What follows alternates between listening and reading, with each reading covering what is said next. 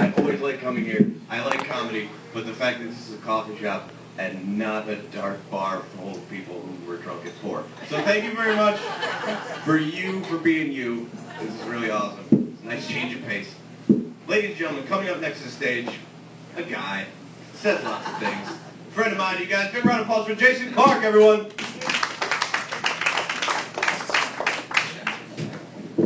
Yo, hey, how's it going, guys? Excited for the holiday tomorrow? 420.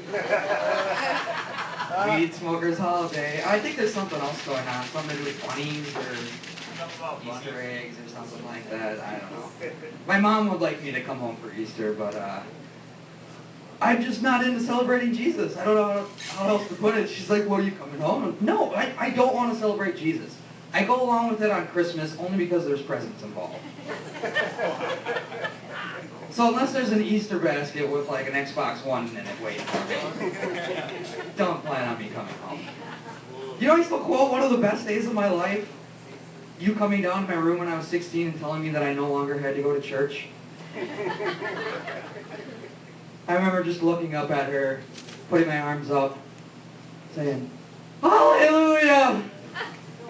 It's the first time I said that word and meant it.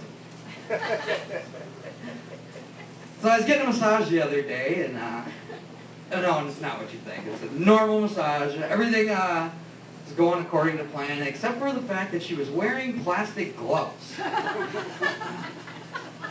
Plastic gloves, huh? This is a new way for girls to reject me. The second thought I thought was, I hope I don't like this too much, because the last thing I need is another weird fetish. Between Feet Fridays and Midget Mondays, I'm just all full up. But, yeah, no, it turns out the massage was awesome. Now I'm addicted to, looking at girls with plastic gloves. It's a hard fetish to, pay for, though. I don't exactly have $80 a week to spend on that. But it turns out the girls at Subway are much more attractive now. Mayo on your sub, sir? Oh, yeah.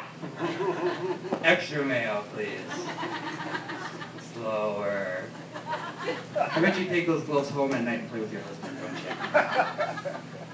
Mostly they just look up at me with a blank look on their face and say, "Como?"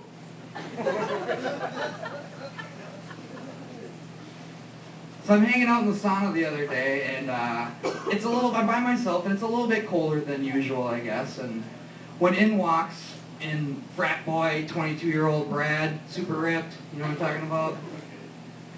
I don't know if his name was Brad or not, but I'm assuming it was Brad or Chad or Thad or something white and sad. And he takes one look at the temperature gauge, and he goes, "Fuck that!" Jesus, Brad. Hate to see what he says when he gets into a pool that's too cold for him. But it turns out the joke's on me, because about 5 minutes later, the maintenance guy came in and was like, "Sorry, there's supposed to be a sign on the door, but it's out of order. Didn't you notice?" Oops. I guess it is kind of cold in here, isn't it? The chick from my work is getting married for her 3rd time. She's a little annoyed that I don't feel like coming to the wedding. It's like, why do you care so much about me taking your wedding seriously when you're obviously not? I mean, you're 39. Can we just compromise and I'll go to the next one? She's the kind of type that you would call a gold-digging, ex-stripper whore. Like, she asked me the other day, like, "Have you ever had anal sex?" Well, yes, but not on purpose. Thanks a lot, guys.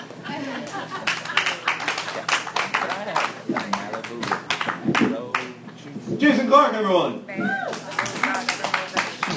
She made it for me on. You mentioned Easter, and I'm going home tomorrow for Easter, and honestly, I'm really looking forward to it.